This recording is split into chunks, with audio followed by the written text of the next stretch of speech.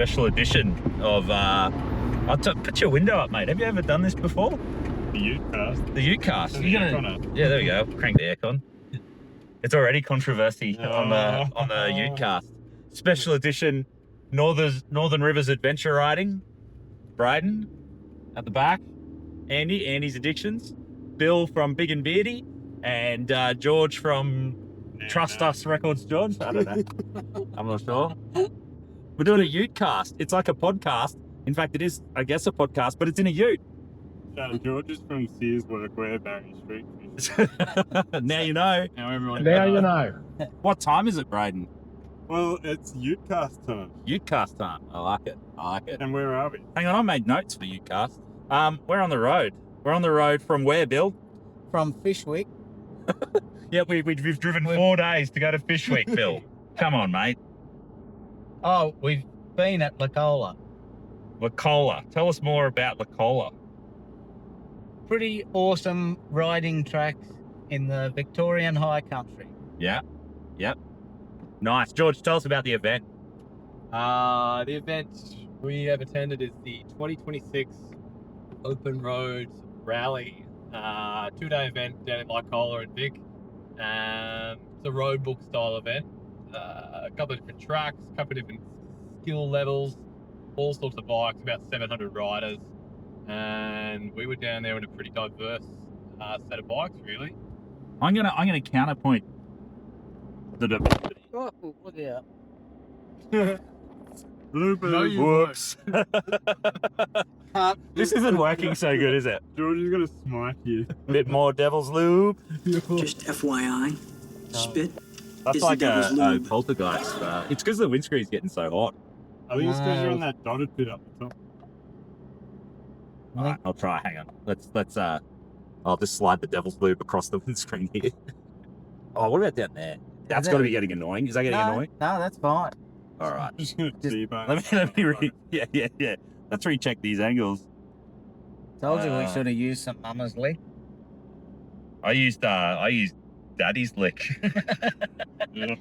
More like a criminal offense. Straight to what's that jail that we went past in Goulburn? Supermax. I can't see my preview of the shot anymore. I assume it's working.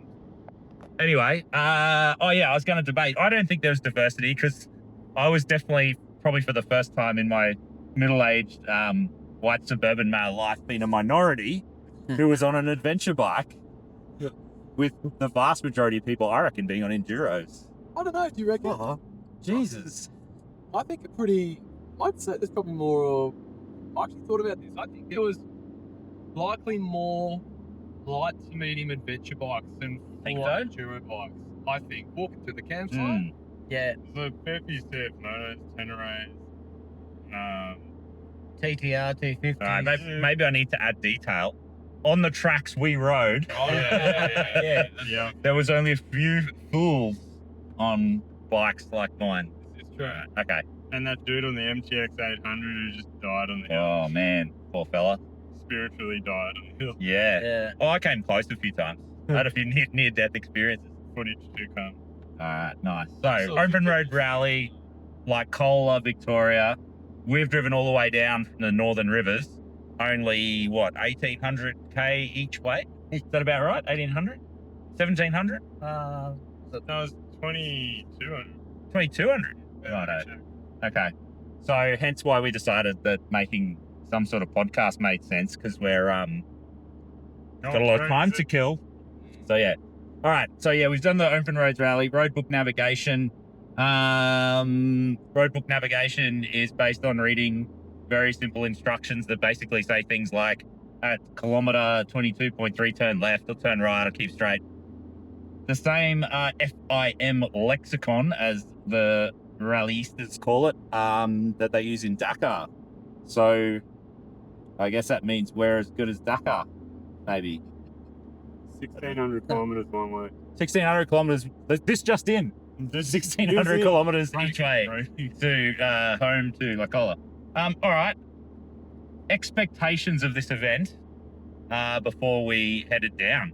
Braden, what were you thinking? Expectations, I assumed that every man and his big GS would want to rock up, big Teneras and such.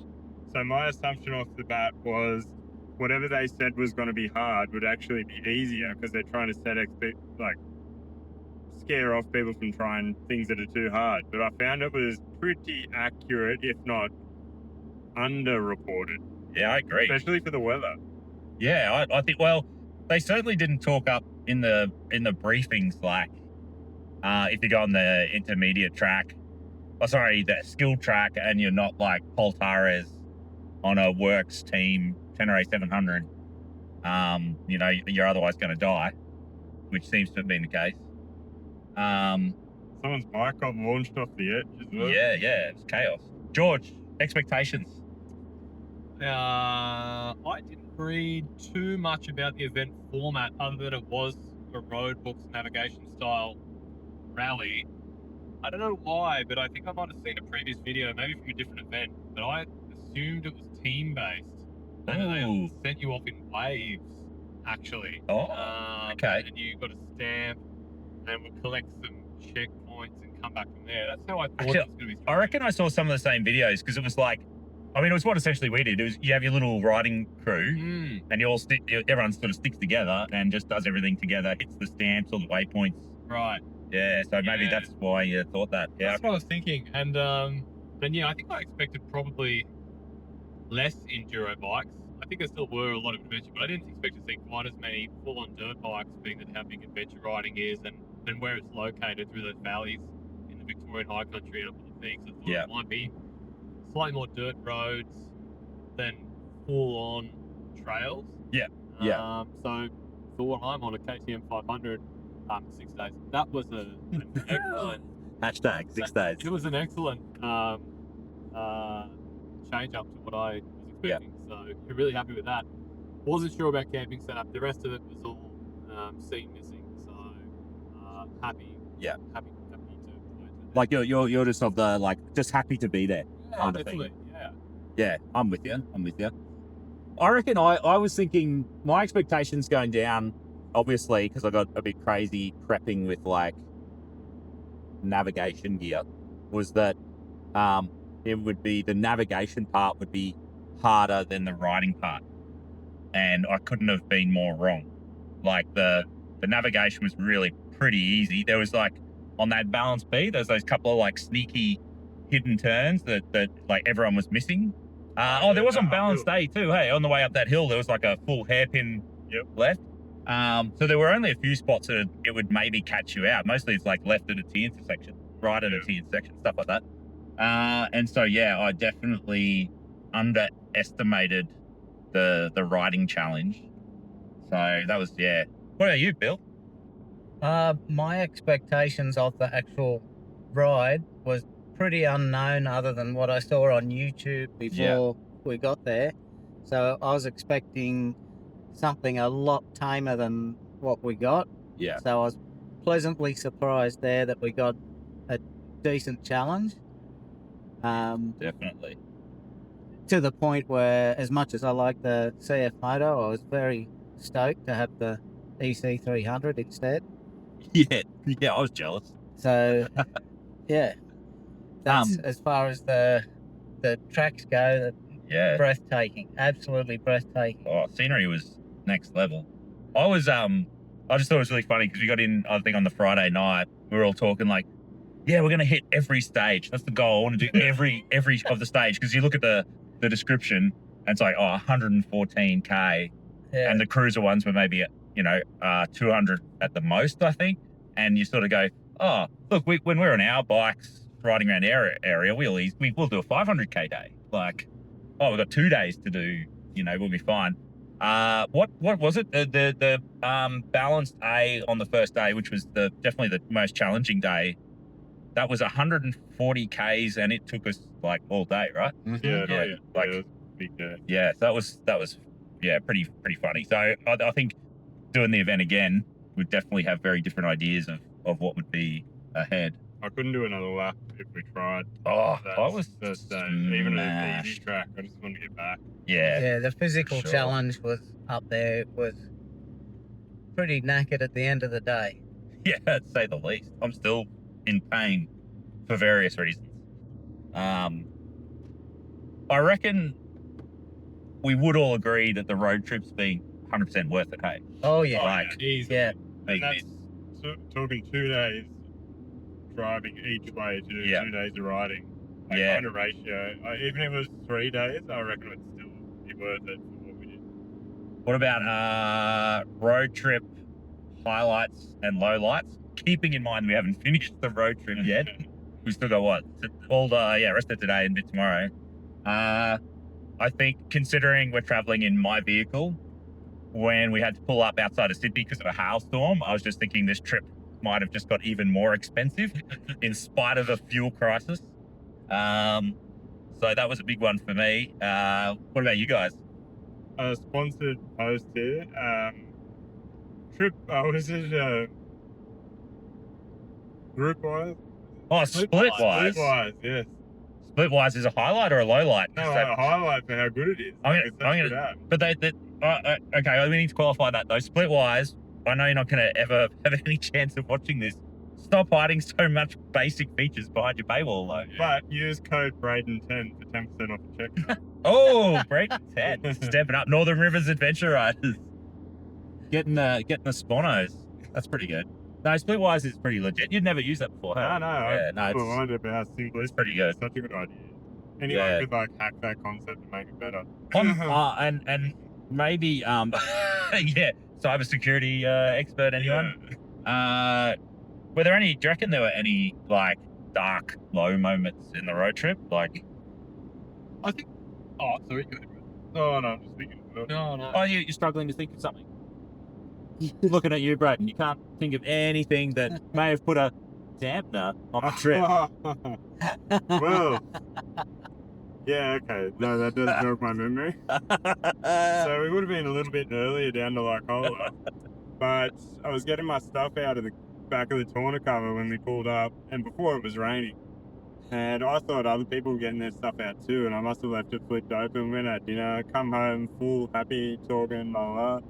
Didn't go back past the ute, and then in the middle of the night I woke up and I heard the rain, and I second guessed myself whether the tonneau cover was left open.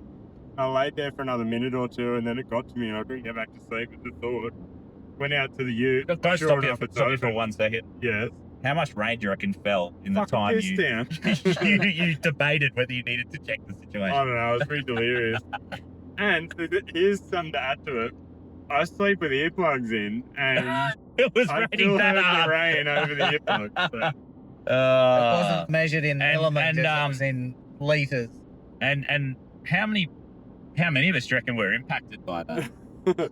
Well, all 4 of us took our gear down to a laundromat, and we spent like $25 on a dryer. It's like we need a sponsorship now from what was it, Spin World? Yeah. Yeah, shout out Spin Doctor Laundromat for your Yeah. awesome phone QR system based friggin' At laundry. Laverton. Yeah. Laverton. So use Braden 10 at checkout.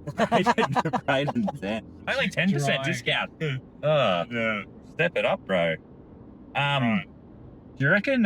What do you reckon's been worse, that incident, or the fact that we're paying $3.20 and stuff for diesel? You know, it could be even worse if we didn't go down.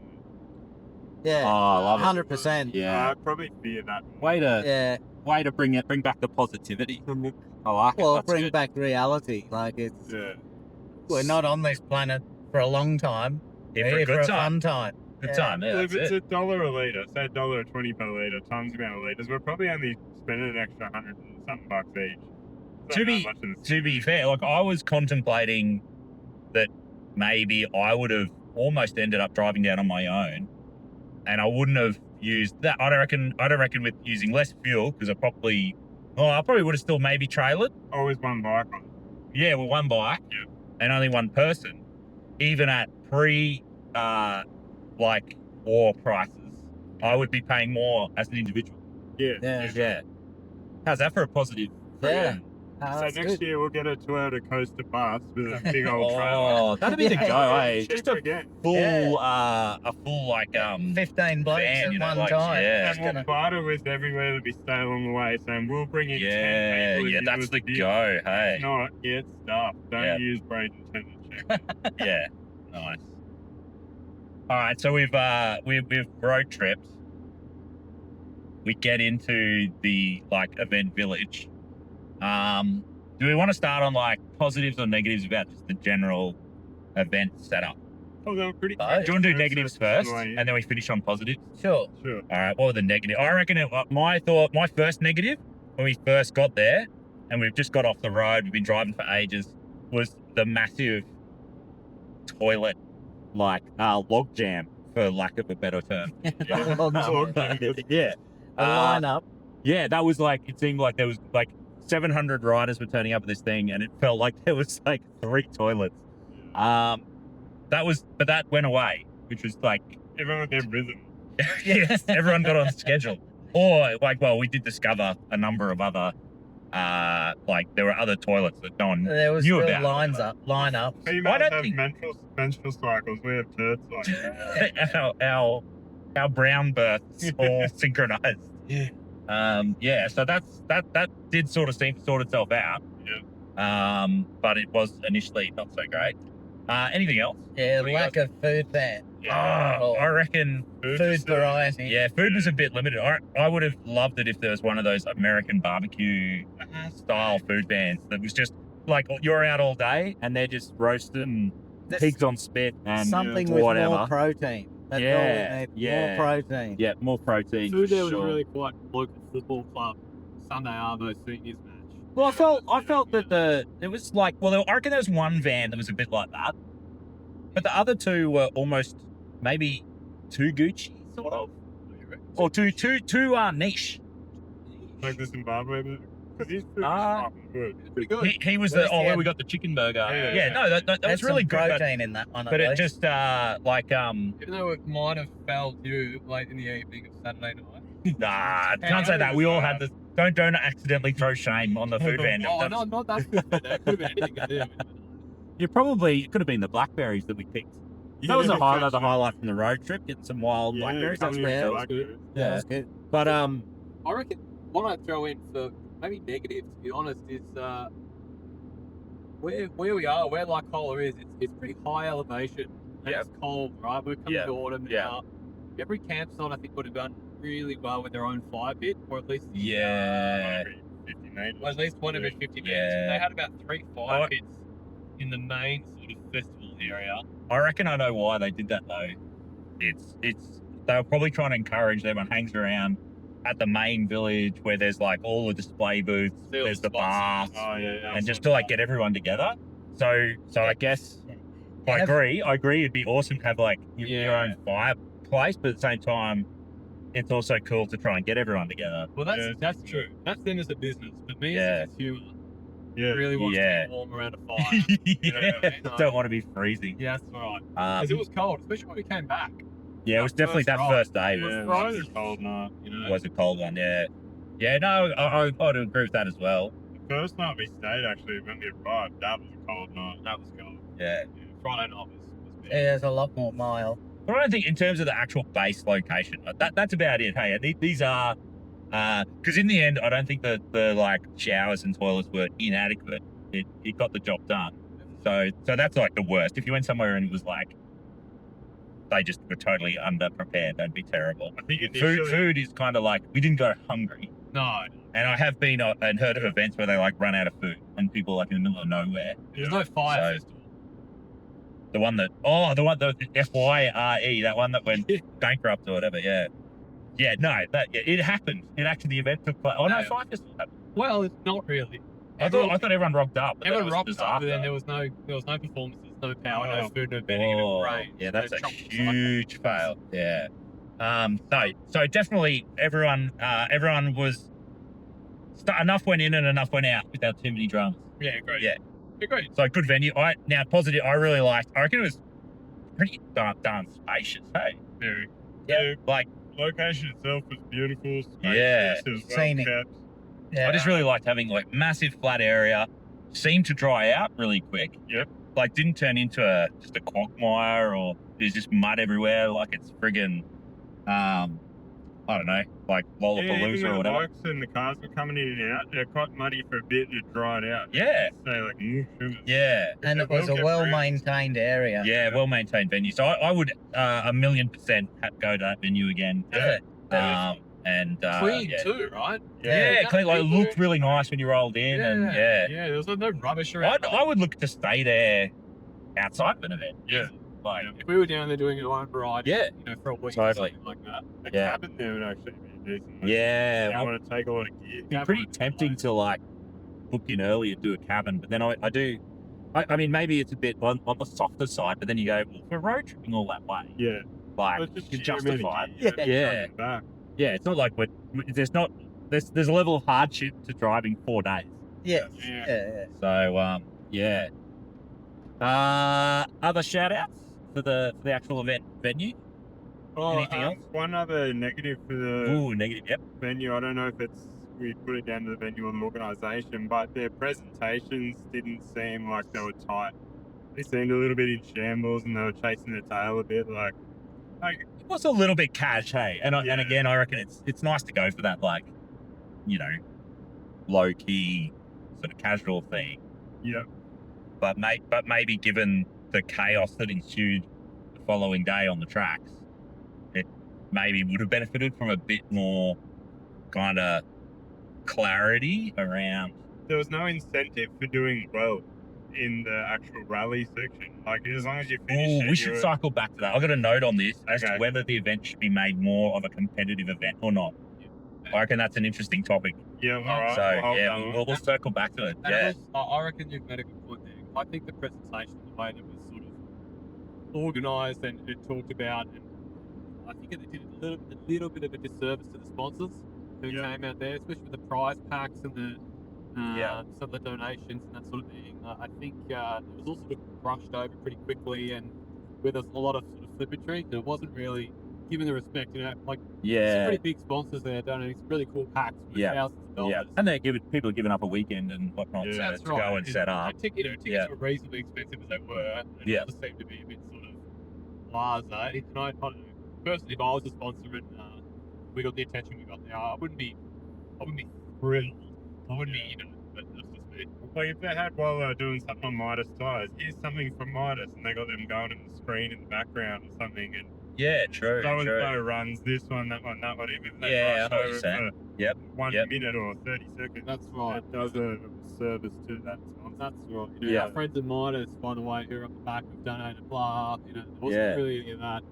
Maybe Well, that- Look, I can't speak for you guys, but I definitely did my part going to Alpine Stars.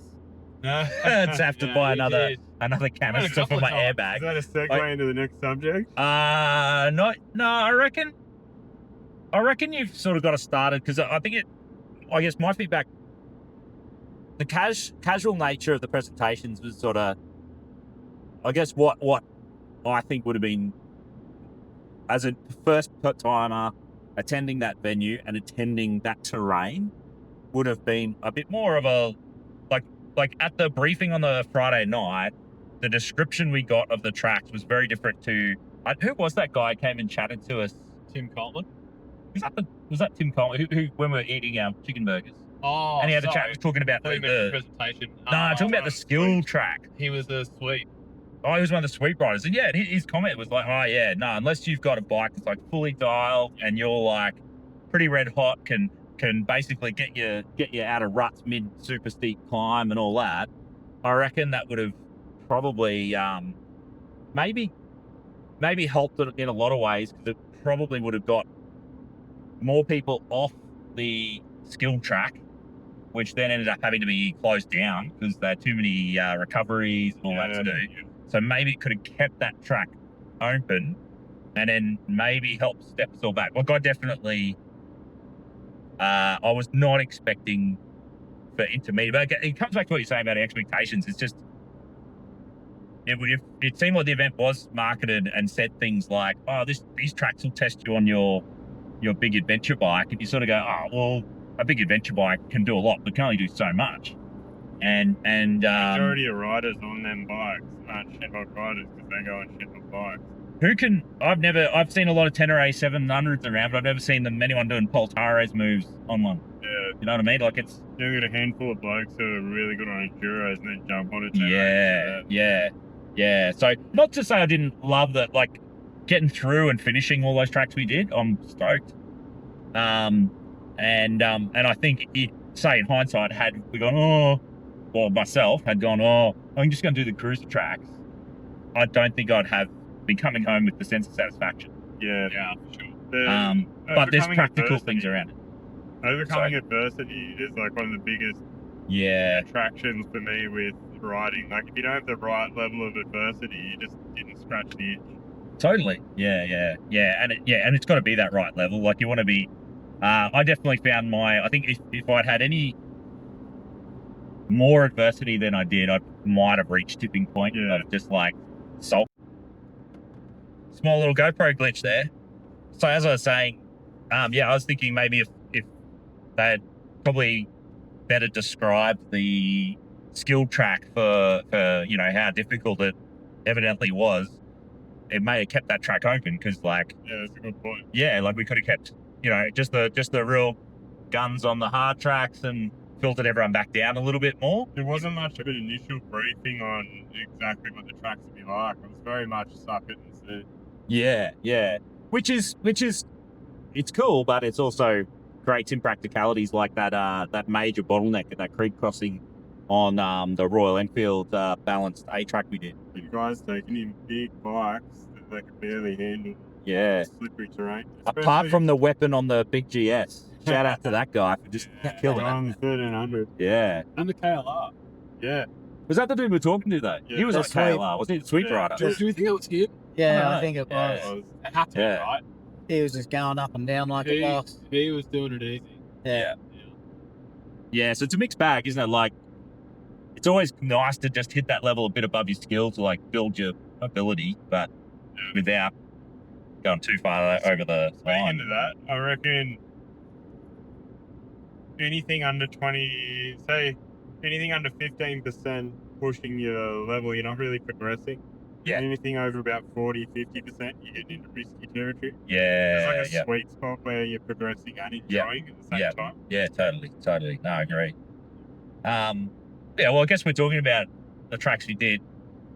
So first day, Royal Enfield balanced A track or stage after it had been pretty wet.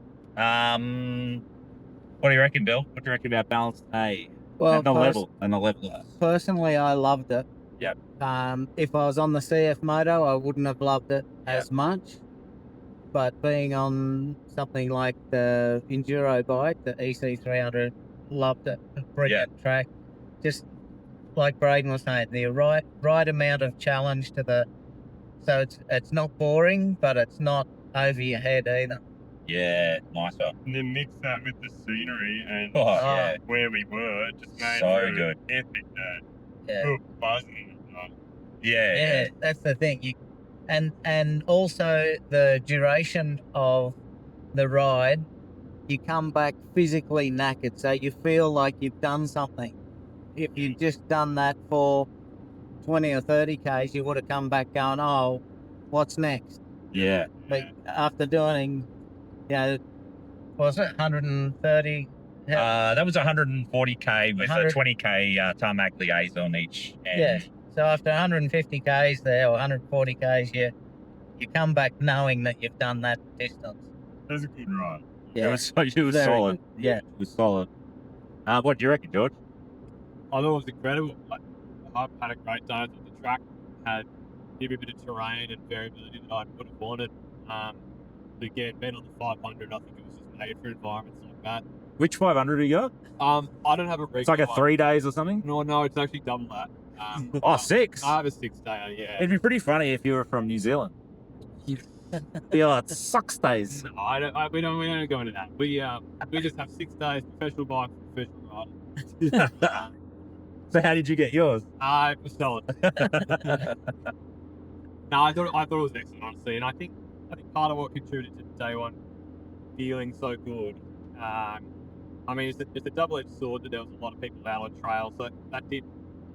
Like I said, there were some bottlenecks. There were some areas where we slowed it up and had to wait a little while, but that added to the overall feeling. And That's Yeah. sort of camaraderie and that like I don't know, that team attitude, right? Helping everyone get up the Yeah, hill. totally. 100%. Retrievals. You did a vehicle. Oh yeah, Did tell the us about that. retrieval. There was a rider who, before we had got up this gnarly creek crossing up the hill, she'd speared her husky off the embankment and down, probably 3 meters down. I went through the creek and went straight up to the top of the hill because I couldn't stop because it looked like a bit of a war zone. It was a war zone, and you were like, you know, saying I watched Band of Brothers. yeah, There's just this mad bit where I don't know, one of the high ranking dudes just sprints through like no man's land, does something, and sprints all the way back. Somehow doesn't get shot. Like that was you. There's just bodies everywhere, That's this. and you're just like, rah, rah, rah, rah, Well, rah. it was a war zone. Everyone was at the bottom, jammed up, trying to cross like the Straits of Hormuz. And here we were. I just flew through it, through the deepest bit too. through all it the was sea gold. lines, ducked them all, got to the top. Anyway, I ambled back down, slipped my way down, and their bike was not coming up. They were ready to call it a day, but we rallied and grabbed some straps from Braden's, just some gator straps, and fastened around the front forks. And about 7 or 8 guys ended up pitching it, and we just looked Yeah. out, sort of one big 1 foot at a time. You couldn't stop halfway under the hill. Nah. You had to get up there. Yeah. If you stopped, you were done. So, And shout out for getting involved on that one. I didn't even know that was going down. That would all been happening, and I was still at the bottom waiting in the queue. yeah. And but I don't reckon that got enough. I reckon it was worthy of a shout out on the Saturday night. I reckon that rescue. Yeah, well, I missed 2 shout outs that night. One was Oh, the rescue. Yeah, you got the rescue. What was your second shout out? Well, I was the furthest travelled. Oh, to get yeah. this. yeah, you probably were. Yeah, They said they called said it out. Queensland. They said- One they said guy there's from even a Queensland. guy from Queensland. And you were it. Yeah, that'd have to be you. Oh, yeah, that'll be me, right? Yeah, yeah. And I think we all could have got on some sort of podium for that, based on that we're all pretty, close to second. You should have I got think so. 2 beer vouchers. Yes, Yeah. yes. If the organisers watch this, how many other people have got enough time on their drive home to make a stupid car? Good point. Yeah, exactly. No, Nice. sick day, sick track. Loved every minute of it. Wouldn't change Yeah. a thing. Weather was just added to the atmosphere. Just Yeah, like, nice. Shout out to who marked them tracks out because we only did 2 of them, but everyone seemed to really enjoy what they did. Yeah, There that's was true. no negatives for the tracks other than people who got in over their head. Actually, that's a good point. I don't remember sort of being in a queue for, I don't know, a drink or whatever, and hearing someone just like, No. this was Right. way too hard and I feel cheated and Everyone was whatever. Everyone was stoked. like, I think everyone could see that. I guess if, maybe if you felt sort of that way, the thing that would change is the fact that you get to see what you should be sort of striving for or like aiming to try and do to improve your, I don't know. Like for me, definitely that, I definitely learnt a lot and had, got some nuts. Nuts. Yeah, that I do differently. Braden, Northern Rivers Adventure Riders, hashtag 10 Braden 10.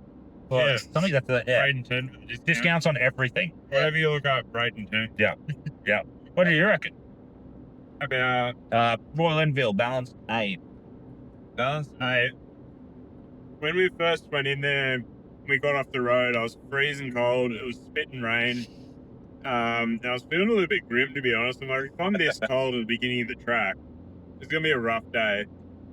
But in the mountains there, those mists can blow over. You can't just predict the whole weather for anything in mountains. Yeah. It's so isolated. Yeah. And I found after the first hill climb, the weather didn't mean shit. We were just in the zone. You just have to react to what's coming up.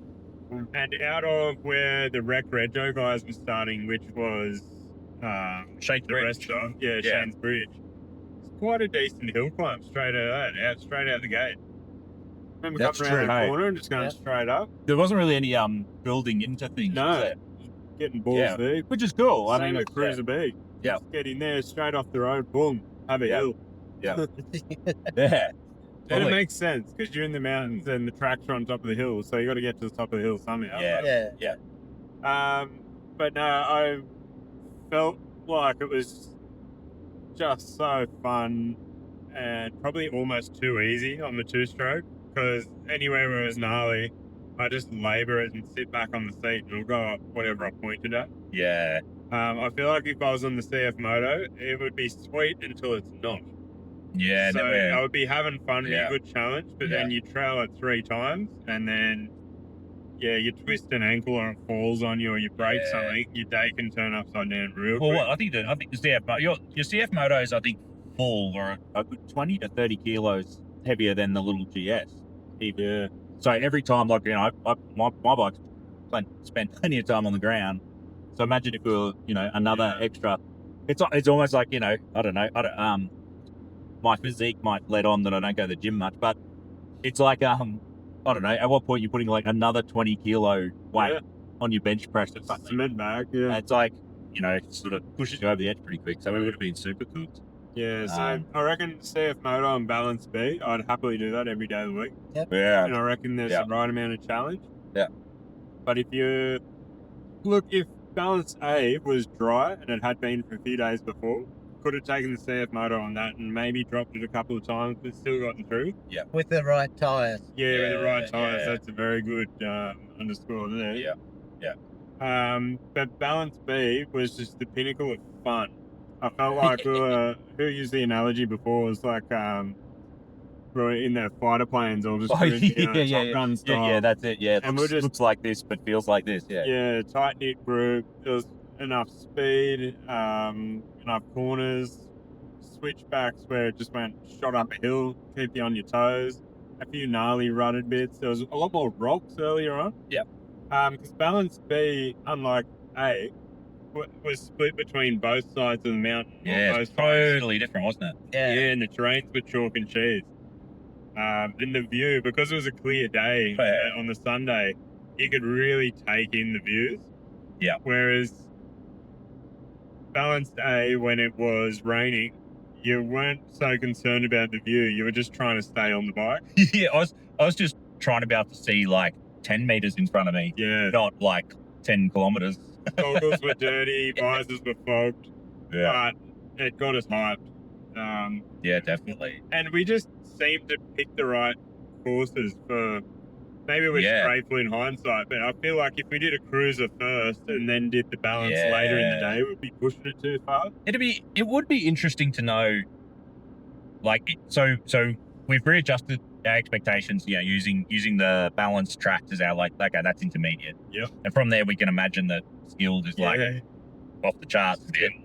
But are we at risk of like underestimating the cruiser tracks even? Potentially. Like, would the cruiser tracks actually have been way more interesting than what we would consider a cruise in our neck of the woods? Well, the data I take to judge that is some of the bikes that come back off the cruiser, because there were some big bikes there and some novice riders. Yeah. And they have to be able to ride something. And that was that cruiser. Yeah. So they seem to be longer, flatter tracks, like graded fire trails, graded main roads. Yeah. So I reckon that'd be more of a sightseeing one, but I wouldn't discount it and say, oh, you're lesser if you do that. Yeah. Because I think the experience of being up in the mountains, being amongst other people who do it, and knowing that there's something for everyone, and some of that everyone were people on enduro bikes. Yeah. All right. We've heard from everyone but me, because I've got a fair bit to cover for Balance A. Okay, overall, first of all, was sick. Like, and I was, I think overall, once we got the bike working, the little GS did actually pretty well. But the biggest thing, I started out, I had like bad gear decisions in terms of like trying wearing my knee braces with the 310, which I don't normally ever do. And because of the way the tank goes wide as compared to like my electric moto, it just felt awful and I couldn't get forward on the bike. And we've come out of that, Rec Reg starting point at Shane's Crest that you were talking about, straight into those hills, and I just couldn't get my weight up and forward on the bike because it felt like I was pretty much going to be pumping the fuel tank. And maybe that's the technique, but it didn't really feel right. And it cooked me pretty quickly because I was just hanging off the bars, like flailing back, and that was the first. I think that was the first stop. It was like, right, they've got to go. And a lot of air in you, tires, so if you lean back, it gets squirrely. Yeah, it was just all bad. And so yeah, shout out George for carrying one of my knee braces in your backpack. So yeah, beast of burden for the day, along with your 5-litre jerry can. Official 6 days equipment. Is that a KTM power part? That's the power part. Yeah, It nice. was Nice. $6.99. $6.99. All right. Yes. So yeah, so so that was getting me a bit more sorted out gear wise, and then as soon as we were hitting these climbs, like the back wheel was just pinging off side to side everywhere, and I was on fresh Pirelli MT21 Rallycross front and rear, and we started pretty early on. I think we started dropping tire pressures. And it was getting better, but the terrain was also getting harder. And I think the first lot of struggles started where we saw the dude on the 800. Yeah. It was that hill, wasn't it? Yeah, that double hill. Yeah, it's like double pinch hill, and 2 people went up in billions. yeah. Well, the Tenerife guy, they got about halfway, didn't they? And then who else did it pillion? there was one in front of him. I think it was a, what was the first bike with the billion? Do you remember? I only saw the guy on the Tenerife. 2 went past me. The first guy with the billion was Poop. Yeah, right. He was on Tenerife as well. Yeah. That's the beauty of a tenor. I guess you can fit your own like mechanic and stuff on the back. Just for The billion on the back, the first guy once. a little fit on a backpack. Yeah, it's in a backpack. But yeah, so that was the first drop of the bike, and then I think I went down like 3 times or something on that particular hill. And every time I get going, like the rear would just be swapping out everywhere, and it was a nightmare. And that was where we let out the most air in the Yeah, air. it was tire pressure. Yeah, and that just changed things big time. Like, the bike was just settled down. It was just biting in on the hills, and like it would have been, I guess, just knowing the terrain and knowing ahead of time. Like next time, I wouldn't go out there with like 25 psi on my rear tire, because that's what I can run at home and get away with. It's usually not a problem, and I've got that like sort of safety feeling against punches, because just there's so much air back there. But it just didn't work here for sure.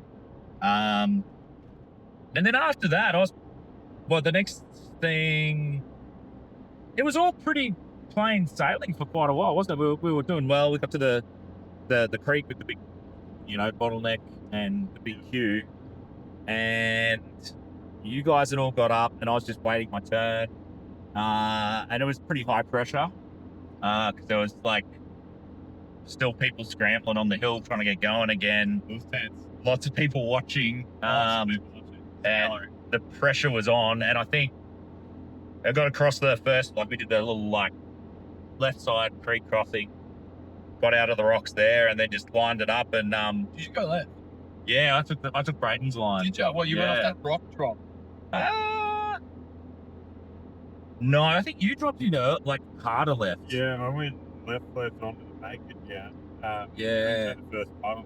I didn't know the first puddle. Some guy come up after me on his 300 and blasted through it. It was like, oh, it's Yeah. sweet. And then you took his line. Yeah, true. Yeah, so I did that line. And I guess the downside to that line is whilst the creek crossing wasn't as deep, you're not really set up well to start the climb. Yeah. Dropped it twice. Did you? Off this side. Yeah. Oh. Yeah. I didn't think you dropped the bike at all the entire I thing. dropped it a few times. Did you? Yeah. Not just when you were jibbing around in front of, like, off to the side No, and went over the turning bars. around, I dropped it twice. Yeah, right.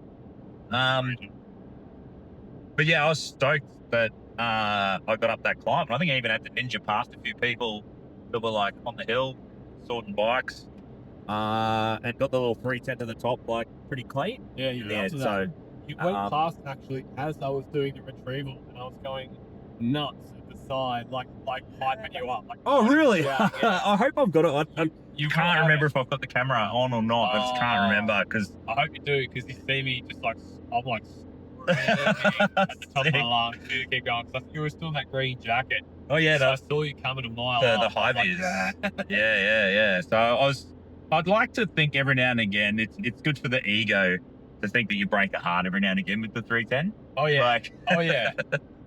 it's definitely an underdog, although I have modded the absolute crap out of it, like everyone knows. So anyway, so that was nice. Then I think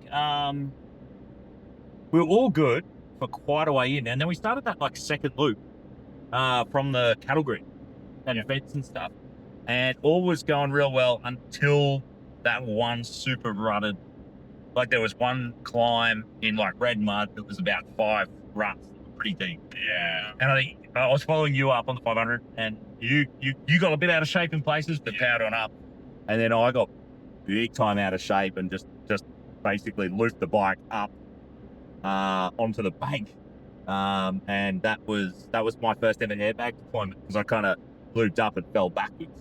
And on the way down, I just heard this massive bang, and I thought, oh god, something's just snapped on the bike, but it was the airbag going off. So yeah, that was a new experience. So What a it's loud pretty bang. Was it like a gunshot. was like really? Yeah. Pop. Yeah, and then suddenly you just feel super tight all around your body. Like you just Oh. like, and you get like locked into your sort of. Do you reckon it definitely went off before you hit the ground? I think so, eh? Maybe at least before the jacket hit the ground. Like maybe I'd sort of started and I was like in that free fall back. Yeah. So it's possible I was sort of in a, I don't know. But it felt like, to be honest, I'll never know. I wouldn't have expected it to go off. But for all I know, it could have been way worse. You just don't know. 100%. So anyway, like $200 later, the experience. But yeah, What's the cost in that? Just the cartridge? just a cartridge.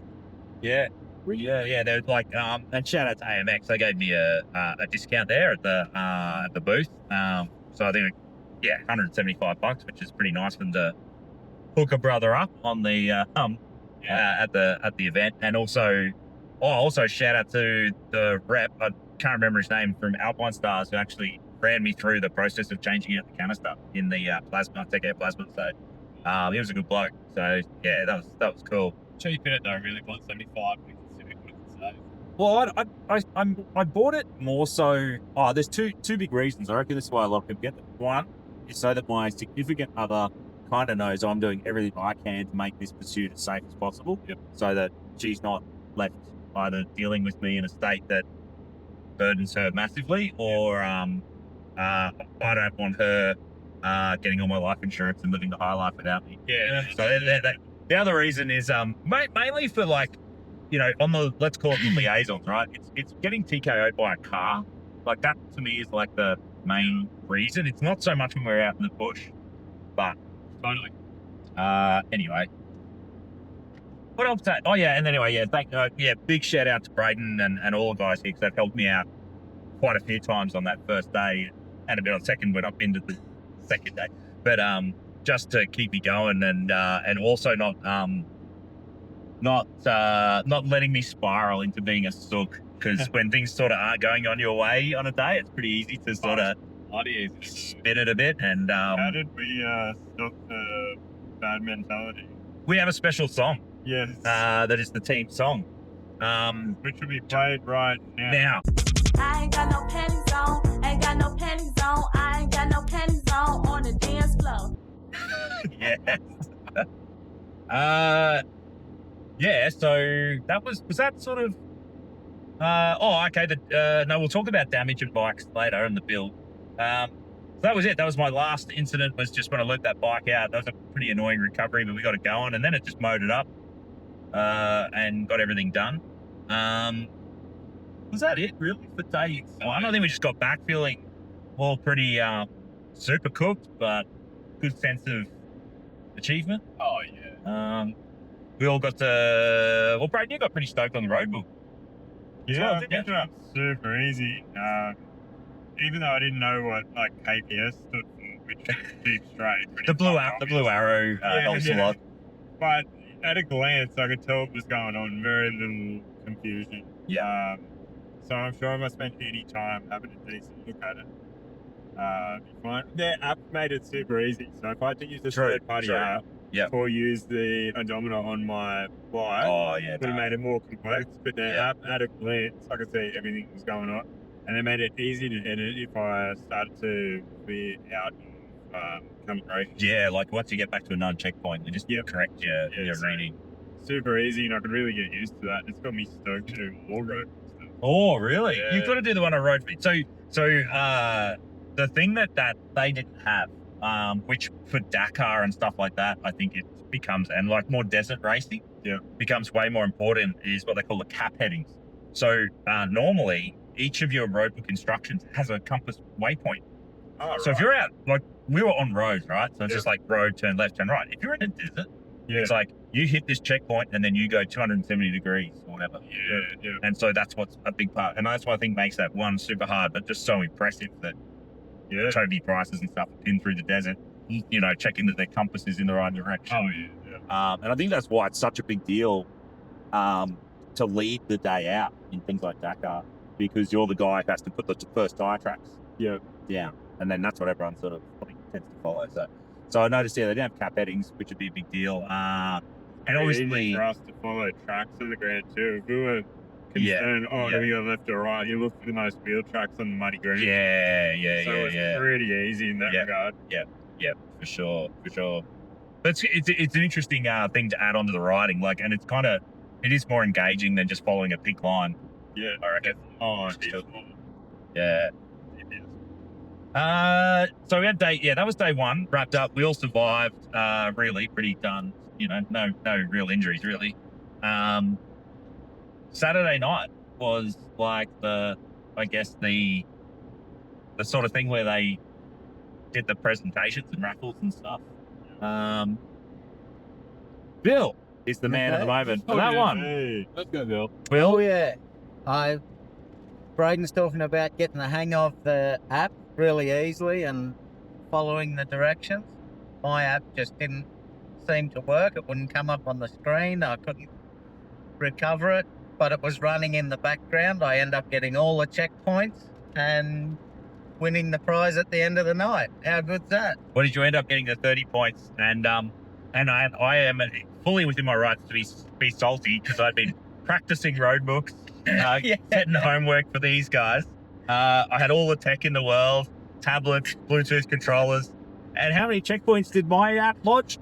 4 checkpoints. Rode all the same things. Beat up my bike more than anyone else. Ate shit more than anyone else. All right, I'll go your halves in the beer then. Yes. $25 worth of beer. I like it. Sounds good. What else about the Saturday night? Again, very a bit like the opening thing. All good, relaxed atmosphere, but a tiny bit more structure that may be needed just to polish on that side. Structure and food. Keep the people happy with Yeah. services. Yeah. And maybe what would be cool is like they probably actually have enough space in that like paddock we were in to make that main arena a bit bigger and put the food trucks there along with the booths and the spono thing in the stage. Yeah. So that when you're waiting for food, you still can hear what's going on. Biggest gripe, you can't take a beer to the food trucks and sit on the table. And that would solve that problem. You need to be able to have some food with your beer. If they're gonna open your beers for you, don't do it with a spoon and ruin me fucking beer. Oh, smoke. You see it? What's going on here? What was that person doing? Nearly hit that gold car. Let me check. Hopefully I've got the like dash cam. It's not recording. Damn it. Oh, it's not recording now. Actually, what I want to do is be able to like we can edit in any chaos into the footage. That should be all good. Oh, yeah, it's recording. Yeah. So no, that's a fair gripe. I reckon if you're gonna try it, get everything centralized. Yeah. Definitely, we were more hungry than we were keen to listen to chats. I think is fair. Mhm. Like, because we were just starved, and at the end of the day, so yeah, if they could fit all that in together, that'd be prime. And everyone is starved when they're all waiting for the 2 food beers.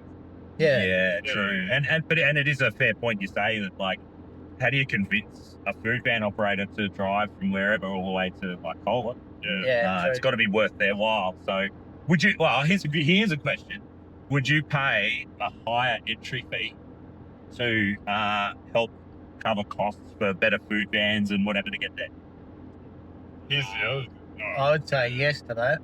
Yeah. I would, because I bought the Rally Pro entry, which really the main thing I think I wanted there was probably early entry, and which we just, because of the way the road trip was, we didn't really utilize anyway.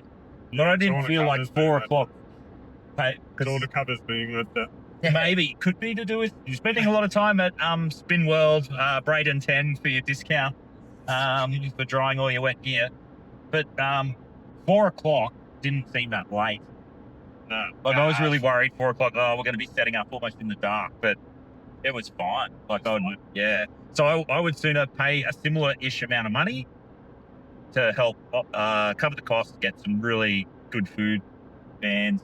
Look, they weren't bad. They just need to be 1 or 2 more. If anyone's listening to this that this is relevant to, slow cooked meat is pretty cheap, and everyone would pick that over what was there.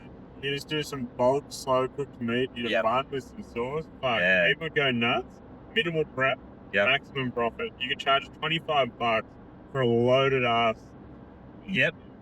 Like a brisket, massive chunk of brisket, some fries or something on the side, whatever. Yeah.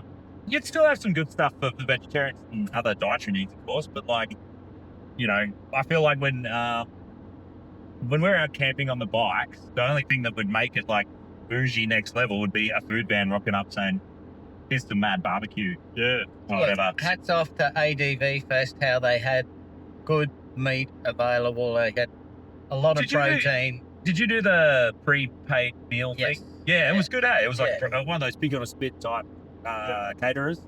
Beef, pork, yeah, lamb. Yeah. Maybe maybe a food package. Would you pay for a food package?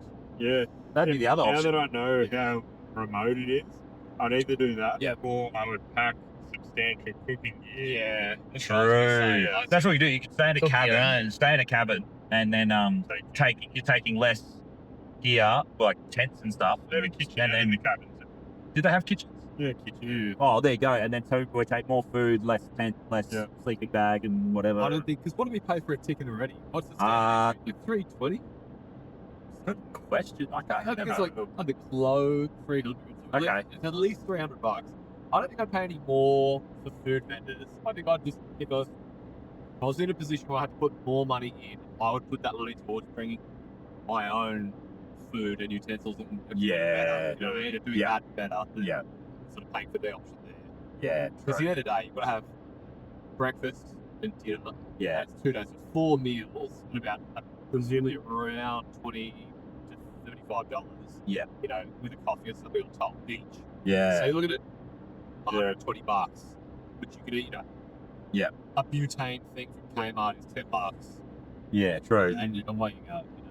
And even like I said, you free up a lot of space if you're not like, oh, okay, you guys brought little tents, I brought my Taj Mahal, but you know you could fit like that's like a whole like rotisserie thing from like a kebab shop. Yeah.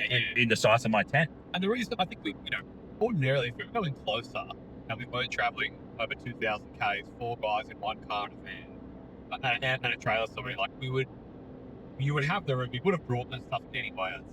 Yeah. Like, we've all got camping equipment. We all know how to, jet oils and griddles and that sort of thing. So All I know is my on-track meals. Handy 10. Did you get a discount on-track meals? Shout out. I should make it happen. But that all-day breakfast, and it's good because I actually don't have any sort of Spono links to on-track meals. But that on-track breakfast, day one, I ate.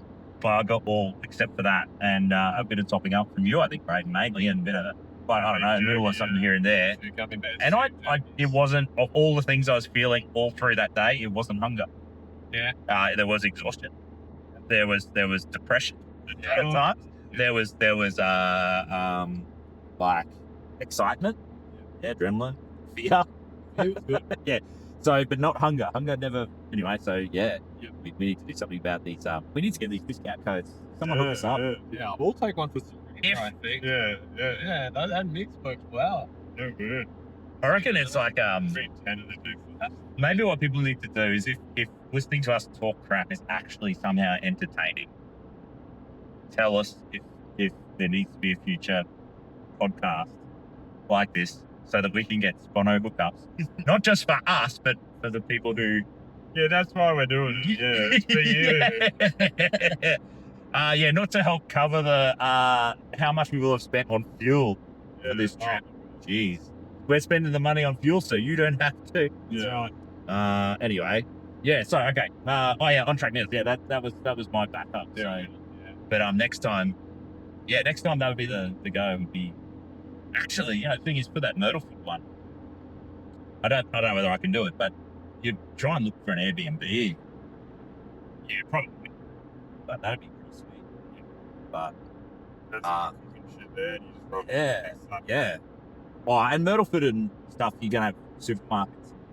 There's a lot more support. Yeah. So it actually, like for food and stuff, might be really epic. It's like It's not so remote. Adventure Fest, you just duck into Bellinger if you want like a Yeah. pizza. Yeah, true. Yeah. As long as it's not a blackout. Yeah, that's true. Remember I that? went to a place Yeah. with a blackout. Yeah, that was They pretty still funny. made us pizzas. Yeah, wood fire. wood fire pizza. Yeah, These worked were well. not Practical. icy cups. No. Can I ask you a question quickly, deviating slightly? Yeah. And not endorsing any sort of untoward behaviour in any way, but the actual Open Roads Rally app, which gives you your road books the night before, is that in any way tied to your entry or an account? Because I don't remember giving it any personal details. I just logged into my Gmail as a single sign-on and then it opened.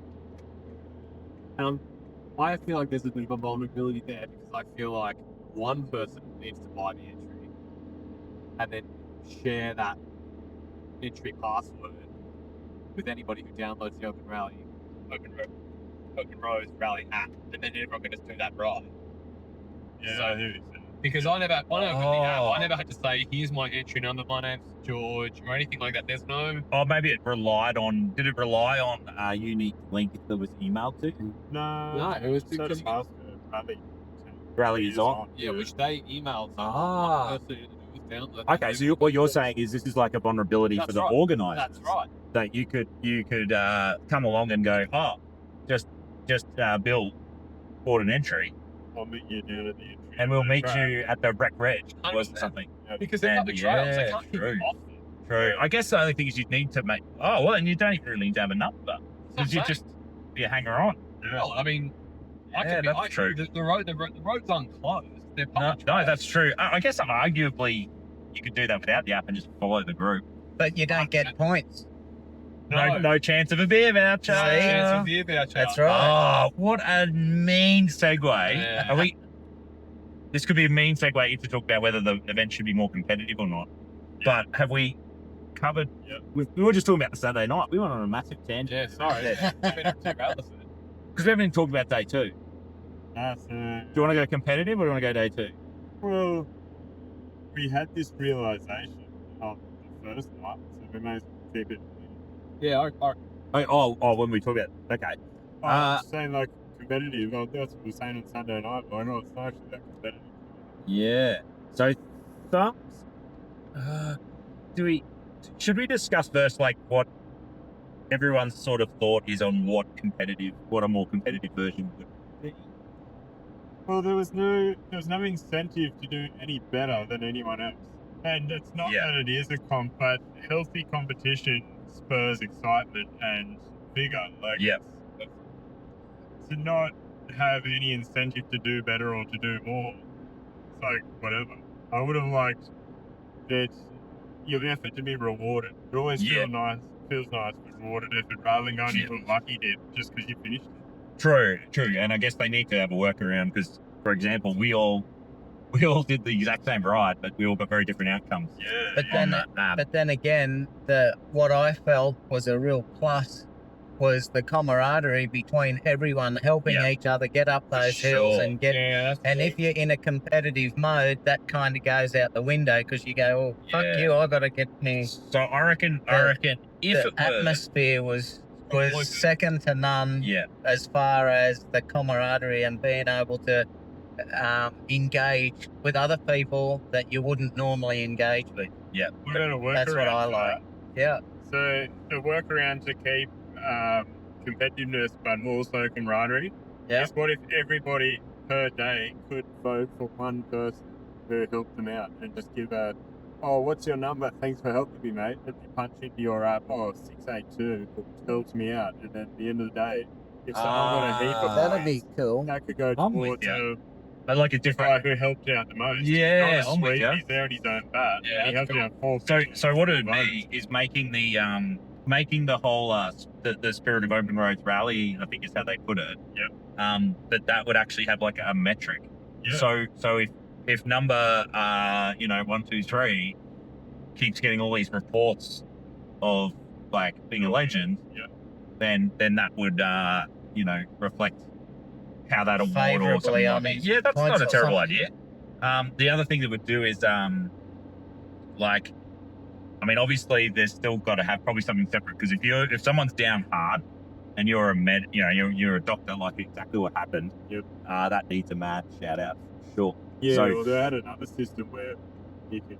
Yeah. Lots of people did say that. Yeah, so I like your thinking on that, and I think the best way to avoid making it what you're saying, Bill, where you get maybe too many people getting argy-bargy, is it has to be competitive, not around anything to do with speed. And the minute they made it a speed event, they couldn't do it on on public roads. That's And it right, becomes yeah. a whole other thing. Another kettle of Yeah, fish. which is why I reckon maybe it would have to be a bit more based around the navigation side, and then I agree. also maybe having the stamps that we talked about. I think like some way where you or maybe a QR code or whatever. We were talking about the other day, like instead of the app and relying on the app doing its thing. Yeah. Whether you had a I don't know, something that was on your arm or whatever, and you got to, which I think they did in the past. Yeah. And you have to physically stamp something, and then maybe even have some of those like a bit more. I don't want to say hidden, but just randomly, you need to keep an eye out for the pink flagging tape. Yeah, a bit more like orienteering style. I think you'd have to, because anything else would be, like I said, the minute it's full speed, you've got all Motorcycling Australia involved. Yep. Insurance goes through the roof. The requirement for volunteer, like what they say, an entry to the Condo 750 is like, I don't know, it's over $1,000. At the very least. So yeah. I don't know, what else you reckon could work? To make it more competitive. Yeah, or to add that element of competition. Well, I mean, it's sort of not really. I don't know how you achieve it, but start times and finishes were exactly monitored, were they? I feel like you could just go out there really whenever the hell you want. Yeah, I know they checked you out. I don't know. Yeah. They were turning people away. Oh, like if you went back before a certain time, something like that, like go away, you're not well. Or more if you wanted to leave earlier, right? So if sorry, the topic is how do we make it more competitive? You couldn't just have people just heading off whenever the hell because then they don't get it done. Yeah. First, right? Yeah. You probably would have to be like a wave, sort of a launch, like your own group, like a running race, right? Probably maybe what you do is have it like you've got the 5 stages, and you have a person departs from stage 1, then a person departs from stage 2, stage 3, and you just keep cycling. Yep. So that people get let out in a packet. Yep. And you could have your buddy system, which I think just makes sense for safety. Or maybe it is a team. Like you do it as a team of 2 or 4 or Well, that's whatever. what I thought it was. And then so that people aren't all on top of each other. Yep. And it gives some sort of staggered start, and no one necessarily knows what course. I guess you'd sort of know based on the order that they left, but you couldn't have a mass start. No, you could have a mass start. That'd be carnage. Yeah. That's why I think the waves would be the right way to do it. Yeah. That, or you work out a way to sort of maybe through like the bike proctoring, like how they examine the bike. What do we call it? Sorry. Oh, like a scrutineering. Scrutineering, they could assign like a handicap, right? You go out there on a Triumph 1200 scrambler versus the guy on a 500. Yeah, true. Yeah, well, you just got to pull the spark plug lead off one of your cylinders and off you go. That's right. That's exactly right. You know what I mean? Like I feel like how do you do it? I don't know. It's nice to have a bit more of a challenge. Like we are competing against other teams. But Yeah, right. Insurance. for me, if the competitiveness on that track on that weekend wouldn't have interested me. No, I actually. Oh, agree. it would have been. I It would have been think just it's doggy dog, wouldn't it, on that hill and stuff? You know, Yeah. people just barging and I fully agree with Bill. Yeah. I actually think it was fun. Like, I just think out there riding in that environment. You're going out there doing your personal best and having 100%. fun. If you see somebody that needs a hand or whatever, you can just stop and help. There's no pressure to do anything except for what you want to do on that track. Yeah. I really enjoyed it. Yeah. I think there's plenty of other events that are a full blown like race enduro, whatever. Yeah. That already exist. That's it. Yeah. This is the social rally, you know. Yeah, and I think it is a cool way to get people like just call it like a stepping stone. And I think by having, say, for example, one of the prizes being an entry to Condo, it's like a feeder. Yeah. So give it a, let's say, okay, it's all about learning roadbook navigation because you want to go and do the Condo 750 or the, what is it, the Sunraysia Safari, or, you know, you do the dream that, you know, all the welcome course. You're ready to talk about it, like, let's go do one of these like amazing looking rallies in Europe. But you want to know what you're sort of doing beforehand, so maybe that could be an element to it. So It was great learning the mapping system and all of that because I hadn't done any of that before. No. So it was a great learning curve in that. okay, so the consensus on should it be more competitive is have some competitive. I think it's almost the right word because competitive makes it sound like, you know, you're going to be elbowing people out of the way, but more of a competition rather. Yeah, I think that's right. Yeah, have better metrics around how at the end of the day you can put effort into try and win a prize or whatever based on how well you do or, at the task at hand. So yeah, cool. That sounds pretty good. I don't think what else I had on the list. I wrote a pretty good list for this. Well, day 2. So we've gone in from day 1. We got on the segue to about competition and awards. Yep. So yeah, day 2. Where do we want to start? What's I the think first we thing, were- day 2? What comes to your mind? I thought we were very prepared and we had all our bikes filled up. George? Oh yes, Plenty day Plenty 2. of fuel. Even if it was diesel? in all the bikes. I can't tell this story about myself, guys. I think it'll be a cleansing sort of a thing for you to is that coconut water? Just Coconut waters. the coconut waters hit. It's like I'll have to pause and come back to this topic another time. Yeah. It's time for a toilet break. There was some show back in the day that used to have a toilet break. I think it was the late ABC had the Late Show. I'm showing my age, maybe. Do you know what I mean? It had like Rob Sitch and all those guys. It used to be on at about midnight on ABC on a Saturday night. Rob Sitch. I can't even remember the names. Anyway, they used to have a toilet break and like for 5 minutes it just had some weird random thing. Did they lose one of their show writers? And they had to like write that segment in because they were like, they were like, I don't know. I think it was that era of just the comedy was like that. Yeah, okay. It was Roy and HG. You know, you guys, Roy and HG. Yeah. How old do you think I am? Yeah, I don't remember know. Roy and HG, Do you reckon Al's donuts are shut? That's disappointing. It is. Al, if you're watching. That's a bit right. How many calls do you reckon Al gets from people just going, "You're not open, you bastard"? Like, Yeah, where seriously. are you? Not?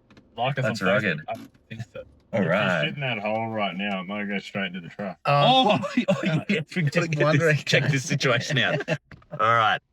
Bill's going for the immediate recycle straight from the nugget room into the nugget truck. Might suck all your guts out the bum. I'd be like flushing the toilet on an airliner. Yeah, I'll tell you in a minute. We'll be back. Oh, So we're back. Bill's peanut butter has been evacuated. Straight into the back of the truck. Yeah. The perfect system. Willie's retirement. Grease hasn't been. Enough to make the ground. Nope. Oh. Where were we up to, Andy? We've also had a scenic change, by the way. I'm pretty sure we were about to hear about the new hot fuel mix that George came up with for his 500. All right, look. You want to talk fuel in your bike? Yes. George is the man. I woke up early. I thought I'd be a brother to the boys and run a bit of fuel into their bikes to prep them for our big day on Day 2. on day 2, advanced B. Balance B. Yeah. So I grabbed a few Jerry's out of the trailer, emptied them into the bikes, filled Bill's, filled Braden. No one asked me to do it. I just did it. I'm that kind of a guy. You didn't feel me. I just want to point that out. Couldn't work out how to open your tank. So it's clearly idiot proof. So couldn't quite crack the act of turning a key. And probably better for it, to be honest. Yeah, I could have copped it. Really, if I had gone to you next, You could have copped a lot. Yeah, of- about that. that would have been a real fuck up.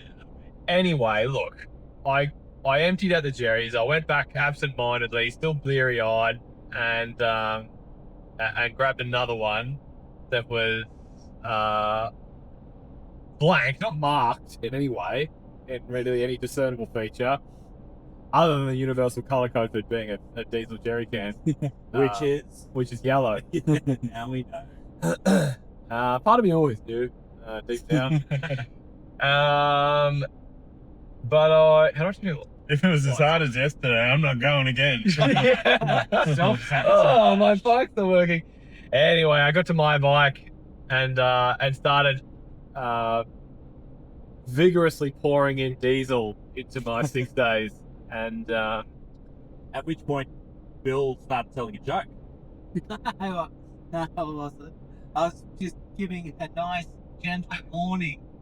George, it's Hazel. He just looks at me and keeps pouring. doesn't Possibly even started pouring it faster. truly thought I was being stitched up. Never mind the fact that I grabbed the yellow diesel jerry can. It smelled exactly like diesel, and when it came out of the diesel can smelling of diesel and it looked like diesel, still I didn't put 3 and 3 together. To be fair, just to make you feel less bad, the Australian government had said they're reducing the stringency of fuel requirements to meet this fuel crisis issue. True. So for all you knew, that was just it was Aussie fuel crisis diesel. It was, yeah, exactly. What is it? Low bad particles or something now in it? Or I don't know. It's upping the price and giving it shitter quality. Correct. Why are we Welcome getting... to democracy. It's good. Anyway, so luckily Yeah. Bill jumped in, saved the day, and I managed to, with the help of a neighbouring camper who was a KTM mechanic who Braden sourced, we found a fuel drain bung on the other side of the tank and gave it a bit of a wobble and drained it out. Filled it back up with some 91. Had a bit of a cough and a splutter, but never complained since. They might have cleaned out the injection system a little bit. Just like No shortage in lubricant. Well lubed. Well lubed motor, performed flawlessly for the rest of the day. So all in all, nothing ventured, nothing gained. And now we have a nice drained mix of roughly 1 part diesel, 5 parts unleaded. For anyone else to use whatever. Freeze are a good home. Yeah, for anyone good home. Yeah. That's the degreaser for the next little while. Yes. That's right. Good stuff. Yeah. So that's a bit of that. So that was the start of day 2. So that was definitely starting on a different note. Started on a different note. Yep. We were more relaxed at the start of day 2. We weren't in a rush. We were just... It was... We'd accepted. We weren't rushing, going, we got to do all 5 stages in Yeah. one day. People were clearing out in the morning too, so we figured there wouldn't be any urgency or... Oh, Yeah. that just made me remember when we were talking about things for the event or whatever. Yep. And the different, and there was the cruiser tracks. Yep. If it was a 3-day event, I absolutely would have gone out and done some cruiser tracks already. Yeah. It doesn't all have to be just do the hardcore stuff and go. Yep. Well, we would have had to have, right? I reckon. I mean, well, we would have run out because we couldn't do the skill. We did both the balance. Yeah, but I just would have I would have no prejudice. Oh, Like right. if I'd done those other Yeah. stages, it wouldn't be like, oh, Gotcha. too cool I got to do the other stage. No, definitely not. Definitely not. Because it was weird how many people did start clearing it. Hey? Yeah. So I guess that's everyone had their fill. Next year, if I have a 500 DXC or equivalent, you When? when I would take that over the two-stroke. Yeah, it's a bit more. I think it's better suited for the amount of terrain, and you could do the cruiser as well. And I would gear it a little bit more longer gear. Yeah. I guess the thing was like the tracks were like when you're just on the phone to Corey, and you're like it wasn't really batch plate territory. No, Like, it it wasn't. wasn't logs and massive rock boulders, and it was just hard because it was so steep and unrelenting. Yeah, nowhere were you concerned of hitting the bash plate Yeah. unless you're having a bit of XP fun and stuff. Yeah, exactly. Yeah, cool. Yeah, so it was super chill day 2, not in a rush. So the start of day 2's track, it was sunny, it was scenic. We were looking at the shimmer of the water on the river on our left that goes past the campground. And when we finished following that, and it kind of made its way up the hill, you could see through the valleys, the air was quite clear and crisp. And then as soon as we got onto the track, hello uphill, and it was rocky and just, it woke you up real quick. Straight off the tarmac. Yeah, Legit. straight onto the arms. And then as soon as we got to the top of the first climb, it just stopped at this corner with the most scenic view, which we all got pretty well the same video of on our phone. It was just stunning. Yeah. We stopped in awe of that for a while, got a photo, and then from then on, it was just It was awesome. Like, Awesome. Great riding. Like, heaps of flow. Totally different challenge, wasn't it? yeah. And steep descents, steep ascents, Yeah. where the data on my Gaia maps that I was running in parallel to the rally program said we did 4.2 or 4.3 kilometers worth of total ascent. Because we would have added it all up. It's massive. And we would have had to do that descent. Yeah. You had to go down that to get back to the camp. Bill and I both cooked one of our brakes at one point, just because we're on the 2-strokes, very limited engine braking. I lost my rear completely. Bill lost his front completely. And by splashing water on it and letting water out of our straw and the camelback, we managed to intermittently revive them. It's pretty wild to think that, hey? Yeah. Like, enough descending that you're cooking brakes. You're boiling the fluid. Yeah. And the rocks on the downhill were of a decent size that if you stabbed them on too hard or lost them, and tried to run the bike sideways, you risk picking up more momentum and slide. Yeah, it was no joke. Definitely. And some of the ascents, when you're going along the flat, you're like, oh, is that a track up there to the right? And then you just see it go up like that. And sure enough, we went up them. Yeah. But it was more manageable. Oh, yeah. It was Momentum was awesome. so much easier. But looking from the bottom, you're like, wow. Yeah, you see these ominous climbs coming Yeah. as you approach them. You think, oh, here we go. And, they still were challenging. I think we were all just, I mean, What do you you do? guys were killing it. It's more really me and getting my bike done. Like I was looking around and going, oh, is this going to be like yesterday? Yeah. You know, like day one. And yeah, in the end, they were all really quite fun. It was fun to say. Yeah. Compared to, it wasn't stressful. It was like it's a good time. One thing I will say about Cruiser B, there were probably 2 or 3 particular erosion mounds heading downhill that caught me off guard. Yeah. One in particular where I hit it and I wished I'd tongs, and all I could do was look back and go, fuck, I hope they don't hit it. Yeah. Dust them. And, Yeah. and I saw George do a good old fucking nose sail. Bill did about half a nose sail. Yeah, I think that's the one there. I hit neutral and I was just a passenger. Oh, yeah. Just have to hang on. They're so deceptive because some of them, they're not even like a kicker. They're just a step up. Yep. And it's almost the same height, just behind it. And then some of them, it's like twice as deep as it is high on the high side. And some of them, there'll be like a semi up and you go over it and you'll hit like Yeah. Yeah, I'll definitely have some footage I can stitch in of me just head slapping Yeah. sides and water bars. Yeah. Yeah. Heaps of water bars. That was fun. Yeah. Well, I guess we can't brush over me decimating myself a bit and having my second airbag deployment, which is definitely on this crash felt deserved. We all saw it too. You Oh, did looked you actually like see me crash? not the crash, Oh, the but aftermath. yeah, we pulled up and Andy looks like he's a Looks like I've been going to the gym. yeah. I've got no neck anymore, and I'm like, yeah. But I have to say, like, that was the act, that crash. I don't think that wasn't anything to do with like it was a very rideable section of track. It was just I was hitting a big quick. It was just a bit slicker than I anticipated. Probably just unfamiliar dirt terrain. I'm probably getting so used to there was a lot of traction in a lot of the other wet stuff or damp stuff. What I saw particularly is there was an erosion mound on a corner. Yeah. And there were mounds in the center of the wheel track, so if four drives something going over, and your front wheel hit the bit in the center, which was thicker and softer. Yeah.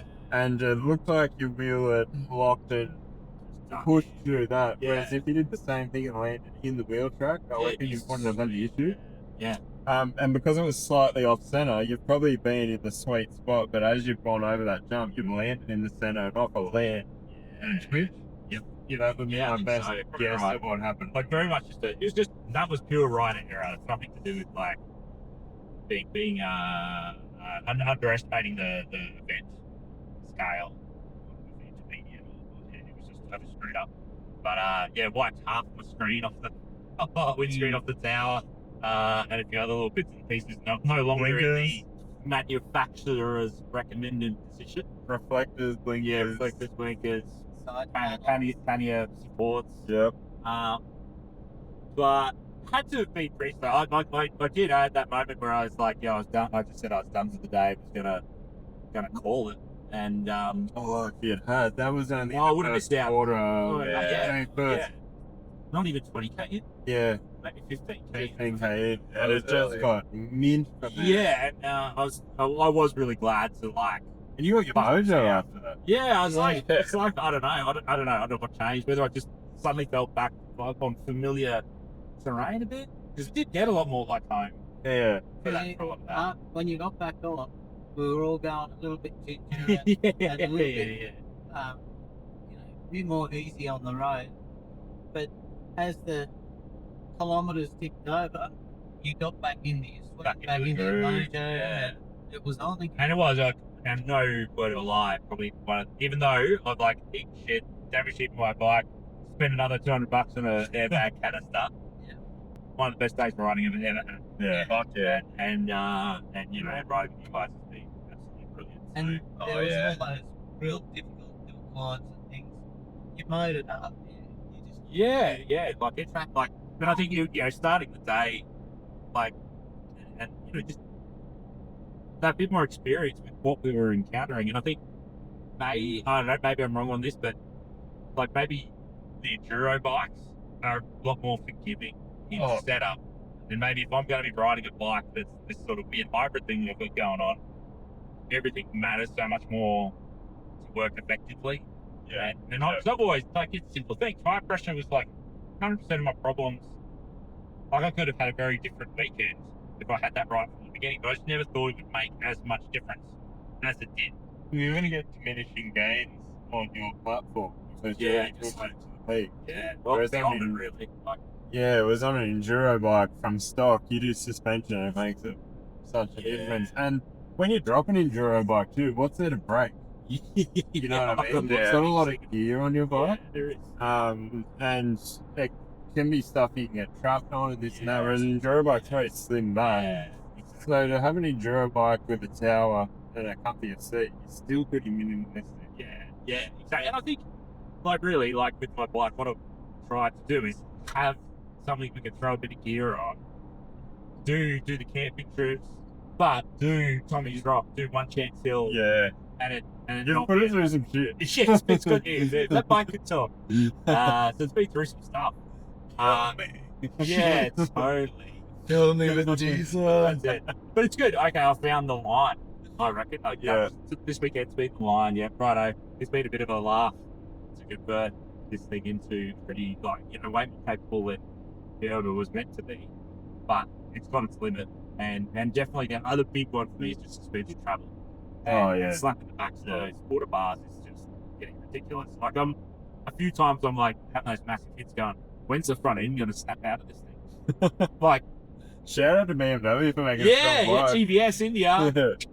Yeah, they're so strong because they've probably got like a family of 10. Like, And they go. Yeah.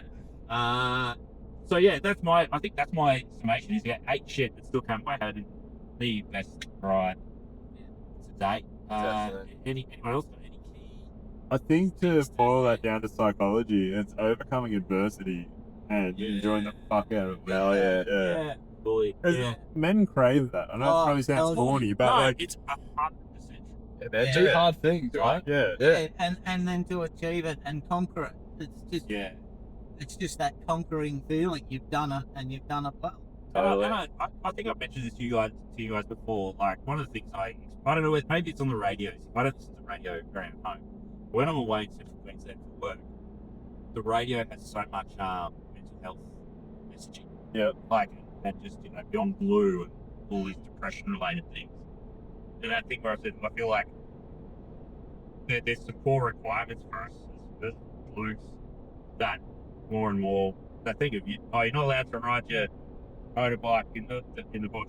Like, there's all these things. And these are outlets that you need. Yeah. And once upon a time, those outlets would have been chasing down a saber-toothed tiger or whatever. And could you imagine that? It'd be exactly the same. You'd be there with your cave mates. Yep. And you just chase down this saber-tooth. You go like high five. Yeah. We could eat. Like, And we did this together. Like, we all overcome this. Anyway, that's a little bit of a side note. I reckon there's something in it. Like I know. Right. There's a lot in it. Yeah, absolutely. Not just something. There's a lot in it. And you didn't just get back on your bike after the crash. You fucking slayed it after that. Like, you took like pretty stupid when you think about no airbag deployments. No, like jacket stuff hanging off the bike. You had like 45 minutes, and you just got back to pace at your own pace, and then you just like went whoop, and just like took off, man. Like I couldn't shake you for a lot of that. Yeah. You did it naturally. Yeah. I tried to think of like what would all our heroes, the Toby Prices and all the rest of it, if they'd been to Dakar like to the same level I did, they wouldn't be like, oh, the race is over. Yeah. But then the race isn't over until they're on a helicopter or something. That's the way you were acting yesterday. Yeah. I was like, no, it's all good. The helicopter knows where to land. Yeah. After day one. Like, we didn't even mention that, did we? Yeah, day one. And the track run got closed. Like, I hope that dude's alright. So, we don't know much about the accident. The only info we got is possible neck. There's talk of a smashed up collarbone. Hopefully it's just a collarbone and some hand or fingertips. Yeah, that's scary. Sensation loss. Hopefully, if it's like, if they're just saying couldn't move hands, but could presumably move. It must have been you could move other things, right? Like surely you'd be like couldn't feel their legs. That's like It sounded like it was that area, but I think they were concerned that could mean something next, so they took all the push. Yeah, good on them. Yeah. Anyway, whoever you are, I get worried when I can't feel the eye. Yes. Yeah, you're pretty far away from it if you can't feel it. Yeah. I had a few of those over the weekend. I can't feel my bike, but I can see it sliding down the hill. There it goes. Alright, so day 2, lots of good times. Oh no, I did also look like into the bush on that one climb on day 2. Oh, that was really minor, yeah. That was Which one? What was was that day 1? No, that was day 1. Sorry, no, that was day 1, I think. Did you only have one stack day, dude? Yeah. Yeah. Yeah, no, I think it was just one. That was the Mojo stack. Yeah. Everything got better from that. Yeah. So I don't know what doing it. And then how good was it? Awesome day riding to finish the day. Bluebird afternoon. Playing on the grass, just recovering. Every creek we went through on day 2 was crystal. Yeah. Oh, yeah. If it were any warmer, we'd be laying in that. Like, it was that inviting. Yeah. Glorious. So like 10 out of 10 for the trip, like just the area. Yeah. Yeah. And I don't know if we said it earlier before the GoPro cut out, but the sheer difference in terrain from one side of the track to the other. Yeah, that blew me away. Totally. Yeah. From one mountain to the next mountain was completely different. Yeah. From So much. dark clay to shale rock. We went through dust, we went through a couple of like loose sandy bits on some of the corners. We had rocky hills. A couple of creeks, those Yeah. slimy clay bits. Forest. Yeah, At the the end, foresty bit. with the turf. Yep. Like bottom. Yeah, it felt a bit like fun to me in there. It was real lush that last week. Just ferns and like runoff. Such a beautiful area. Crazy. So actually, we've timed it well because I my homework here. I wrote that we do damage and injury report. Yeah. So I reckon the number one just outcome is like I think the worst thing is I have a minor boo boo on my wrist, and that's pretty good. considering all things. That is amazing. And I think everyone's just got sore arms and legs and Fatigue, yeah, just nonsense. So so unless you have steak legs. Braden Use code Braden 20. Braden 20 on steaks. Or you can go Braden 100 if you make them yourself. Hot tip: if you want to make your own steak pegs, borrow a mate who already has them. Put masking tape on them. I'm editing that out because you're going to lose us sponsors.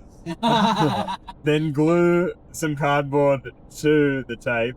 Then peel the tape after you've traced it. Cut that out. Then just buy some steak pucks. Hey, Braden, you wouldn't steal a car. You wouldn't download a stag pack. No, they're called stug. Stug pegs. Yeah, they're drag packs. Yeah, drag pegs. Oh, no. Anyway, Alright. So that's injuries. We're all good. And then we said shout out to the fella who got deadlifted. yeah. Bike related damage. Oh, you're such a cop. Yeah, I got nothing to report. Nothing to report. Didn't come off the bike once. So Yeah. Oh, I lost on a the stand spring. You're just ahead. You're ahead. You're ahead $50 with your beer voucher.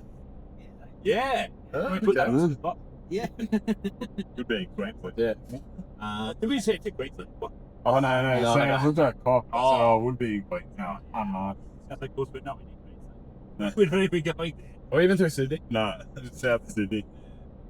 Uh, Yeah, so damage report on Andy's. We got 2 airbag deployments. Yep. Valued at, $200 a pop. So yo, there's 400.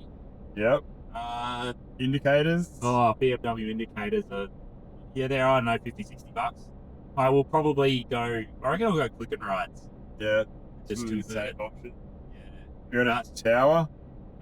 So the Tower tower screen. screen, $122 off AliExpress, which was a big part of the design brief, was to use highly consumable cheap Yes. parts. So that's- Use code Andy 0.025. So what do they call them? You get the coins or something on Oh, yeah. I don't know what they're called. It I changes don't every even know time. what Yeah. that means. I get constant things popping up just saying, discount. I'm like, Sometimes they're going to buy a thing and they won't let you buy one unless you bundle it with 5 others. Yeah. And I'm like, I just want to buy you one pair of Mobius knee guards. You You know, know. it's crazy stuff. A luggage plate. I have priced the aftermarket Universal Jobs that use at $59. Here's the money counter, by the way, the damage counter. Yeah. And we have we're to going to do edit that in. Cha-ching. What else did I break? Indicator. Handguards. Oh, yeah, both hand guys. Yeah, so both handguards. On the good first thing stack. is, shout out Oxford ND10. Both handguards did you do in the Yeah, end? but Left and right. So what On it the is, first crash. those Oxford ones, the Really? bits that I'm saying never break. Yep. So they're super strong. You can actually buy the bits I have broken separately. Oh, yeah. Yeah. Could you just go to Hatta and take that bit and say, make me a metal one of these and weld up 2 Well, brakes? we could, but I think the answer, and maybe we need to add this to the, the damage count is going to buy a KTM 500 or a Kobe 450. Yeah, oh. Get your shit together, please. Yes. Kobe, Australia. I don't think there was much. Bloody hell. Plenty of plate. Yep, that's priced up and ready to order. Heat guards, tower. Who did a lever? Who did the tip of the lever? Oh, did someone do that? Oh no, it was someone else. That's when I was looking at my stand spring. I'm like, oh, the tip of the lever, and Are you gonna stick on that air cool? oh, Yeah, she was good on it. yeah. And she just went up there like no one's business. Hey, Yeah. good on her. Whoever that was. That was George's There were girlfriend. definitely some old mate dropped things down. going. One of these guys. Well, it was their mate who rode the husky off the cliff. Oh right. So, you know. Not that that's any commentary on anything to do with steel or gender, but it is. You've got a bigger chip on your shoulder than I do about like getting no points. just- But rightly so. You probably sweated a lot more to get I was working hard. Yeah. They were ready to call it. They said the rider said, "Leave it. I'm done. Yeah. We'll do it after dark Yeah, retrieval." that is definitely. Can you imagine how bad that would have been, getting that thing out of there in the dark? That is definitely worth being Oh. bought a beer or two. That's what I thought. Your mission to get a full drive in those spots. You need a fucking unit. Yeah, you need a pretty good unit. I guess that's why they let six-wheeler and stuff on all. Oh, was that the recovery? One of, yeah. Oh, Oh, I didn't know that. makes sense. Yeah. I think the other thing is your bolt. Oh yeah. George. Yeah, I shook a bolt free on the exhaust mount. Yeah. Bolt and a stand spring. Yeah. Bolt and stand So is free, it normal yeah. for things to just rattle and fall off PCMs? No, that's just us. That's just how. I put my bolt in and Corey's like, I wouldn't twist that anymore. And I was like, no, one more twist. And I did. Another one, handy temp, Loctite. Yeah. Loctite. I do need some Loctite, big time. My rack underneath. Those bolts are coming loose every ride now. They did it Bundaby, they did it Carnies, and they have now this week as Bath. I sent it home with a chair. Right? Do you? Yeah. Oh shit, I might need some. Nice. Oh, so that's what we've figured out our damage list and our repair Yeah. progress. I reckon I like this next point that I wrote down. Next event keenness and what we might do next. Well, I'm Which I already think we've come up with buzzing, that, so. Look, 100% 100% keen. Yeah, everyone's keen. Feels keen. It's somebody that I Oh, wonder if that guy's from the rally. I didn't see any new ones of that colour. But Is that like for sale? I reckon that's a for sale. could be an auxiliary number plate big back. Oh, Nice. yeah, right. you'll say no. You'll his Oh, number yeah, on. true. That's what it'll be. Yeah, nice. Okay, so we're 100% doing the next one. Final thoughts, like on the whole deal, and a rating out of 10. I'll start by saying I'll give it a 7. I know that's that mediocre number that everyone's like, oh, it was good, but there's things to improve on. But that's exactly it. It was fucking good, but there are a couple of things to improve on. If you could break it down into subsections, I think he's got the rally number on the front. That's our guy. Yeah, that's we were him. chatting to. That's him. Yeah, right. I'm gonna get his attention. Give him the wave. Yeah, it is. It's him.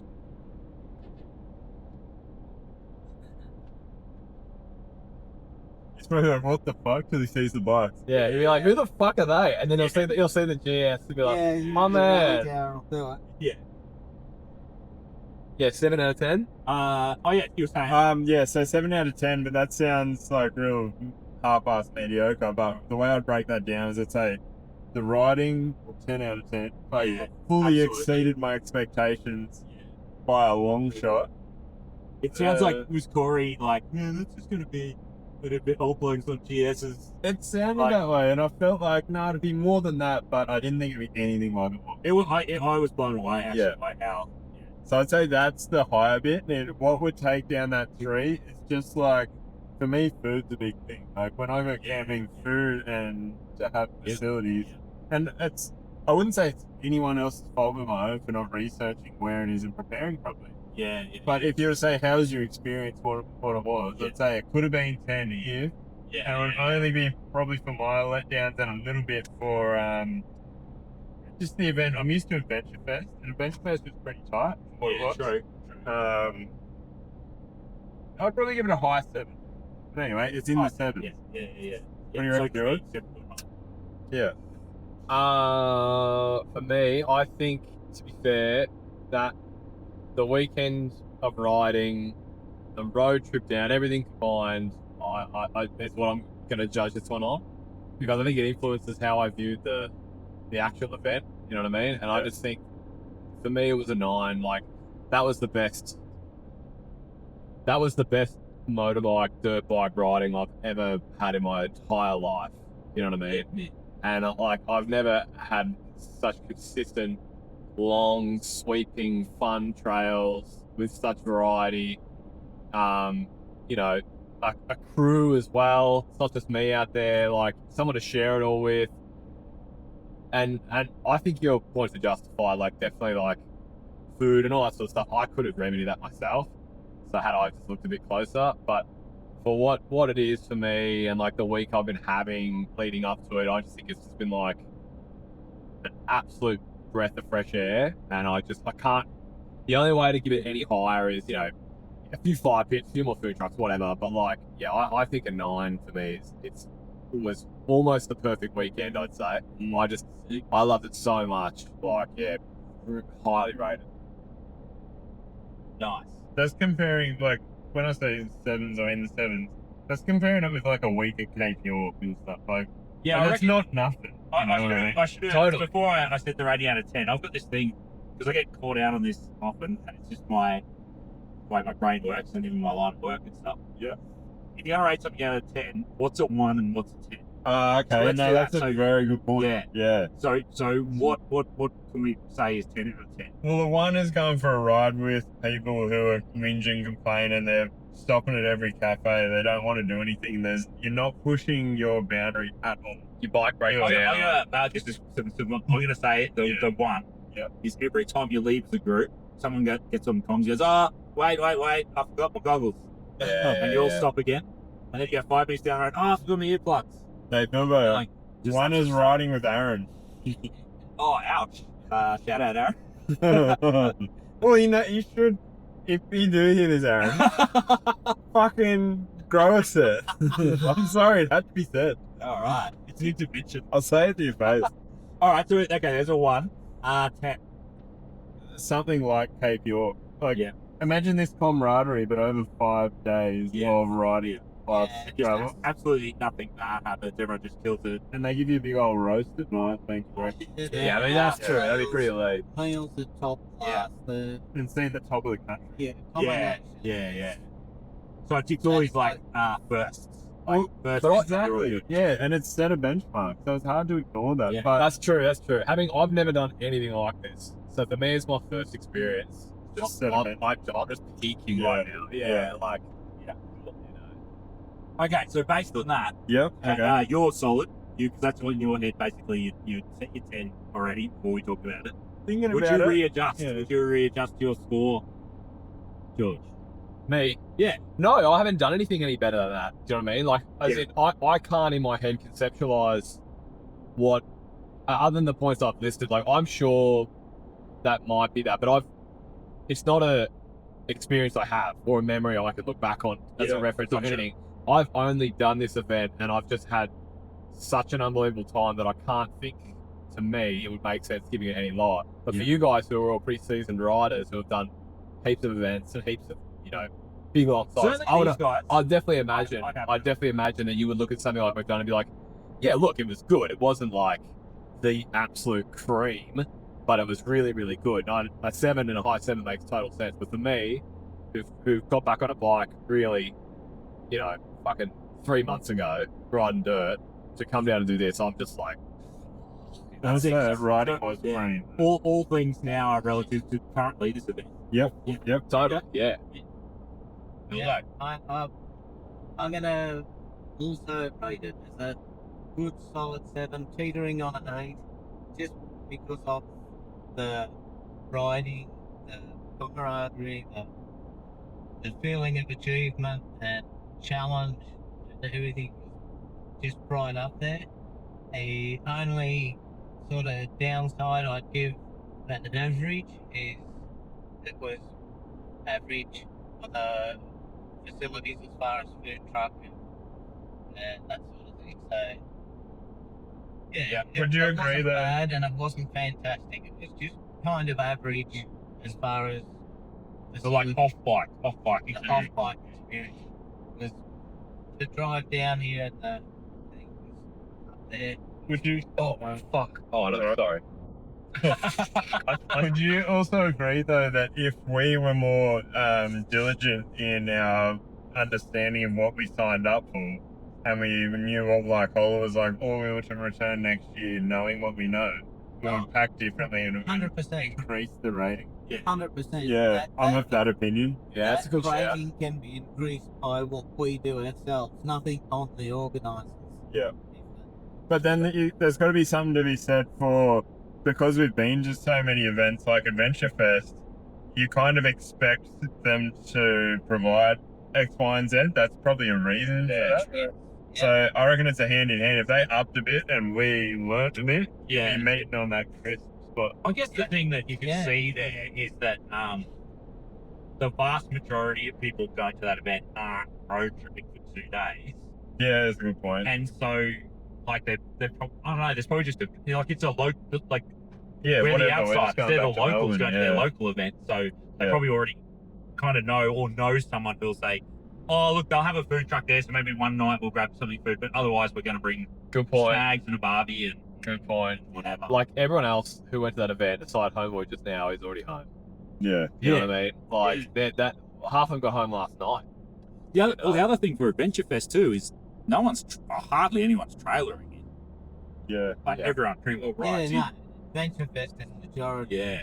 Oh, I Right. don't think I saw anyone trailer in Adventure Fest. eh? A bit of a weird thing. I saw some very clean bikes at Adventure Fest. But, Oh, they could be from a few guys who were just from cops. yeah, true. So Yeah. they just rip up the hill or whatever. But yeah, so no, I get that. All right, I'm going to give it a 9.5. Fuck yeah. And I think like you, George, I actually like haven't done as many events as Bilbo and Braden. I've only really done one Adventure Fest as an event. And that's it. All my other riding's been, whatever we do and sort of little group organised things. So yeah, so for me, I think it's topped Adventure Fest because the riding, I think, was being way better, like way more challenging and kind of. Adventure Fest felt to me like the focus was on the off-bike part of it rather than the on-bike. Yeah, because a lot of it was getting to Adventure Fest, wasn't it? Adventure Yeah. Fest had GPX tracks to get there. Yeah, it's kind of like the Adventure Fest is the excuse to go and have your ride. Yeah. And it's the destination. It just gets everyone on the same day. But when you get there, it's all sweet. I certainly settled in and I drank a lot more beers and all that at Adventure Fest. We had Yep. the fire. Yeah, had a fire right there. You could settle in. Yeah, so that was part of it. And I only really at this stage deduct that half marks probably more on me. Like the 10 out of 10 that for me would have been, I come back, I'm not spending money on the bike, everything like perfect. But then it would be a different like I wouldn't have that sense of achievement, sort of like there's been more overcoming a few challenges and I would have learned nothing. Like if I came and just everything went right, I wouldn't have learned things about gear choices and bike setup and obviously so much more pushing my bike into even harder terrain. Yeah. And the other thing too is, without much adversity, the stories aren't as strong. Like, because you can have 20 good times and they all blend into each other. Whereas that's it. you have something real hard but you overcome it, that becomes a solid memory. Yeah. Because there's no point in your brain remembering 50 good Failures. times. Yeah. Like, just good. Like, it's Yeah. like, oh yeah, that was good. That was good. That was good. Yeah, so overall, bloody good. So, how do we start off the Ute cast? How do we- like, subscribe, comment. Well- Tell us if we should never ever do this sort of thing ever again. Actually, this probably sounds a bit cheesy, but if you do happen to stumble across this and watch it, and you ride a bike, come to one of them. Just start coming to events. Yeah, good point. man. Adventure Fest, Open Roads Rally, a grassroots one that pops up in your area, a local enduro group, a local adventure rider group. Get amongst chat. Get up us, come for a ride. Yeah, or even if you're the sort of person that's like sitting on the fence going, hey, we should put on such and such an event in our area, Oh, do it. get We'll in come. amongst it. And let us know. We'll come. Yeah. I'm not going to lie, I'd probably default to other people to organise the one around our area because I've done my fair share of event organising in the past. Yep. But yeah, the more the merrier. More roadbook stuff. I reckon it's picking up in other countries. Yeah. Like they do a lot in Europe. I know I got hit up by a group in Canada, like when I was looking for information on roadbooks. So yeah, roadbook rallies. Hit up people on Facebook as well who make old posts about riding. Like just Yeah. meet people, you know what I Sounds mean? Yeah, how did you meet us? Exactly that. Found Yeah, a Facebook post group. from a random guy on Facebook from a year and a half before I messaged him and said looking for someone to ride with, and that was it. And here we are. At the risk of continuing the conversation, making this way too long, here's the thing though, it played out exactly right. The first couple of random group rides we went on, Yeah. like there was both times probably at least a dozen riders, and I hope that like we've found our little kind of group that's sort of on the same page. Yeah. The people who aren't in our group, I hope they've found groups. But the thing is, if you don't jump on a random group ride every now and again, Yeah. you're not gonna. You're in to win it. Yeah. At the end of the day, ride for mental health. Look at us. None of us are mental. That's it. I'll kill all of you. And fade out.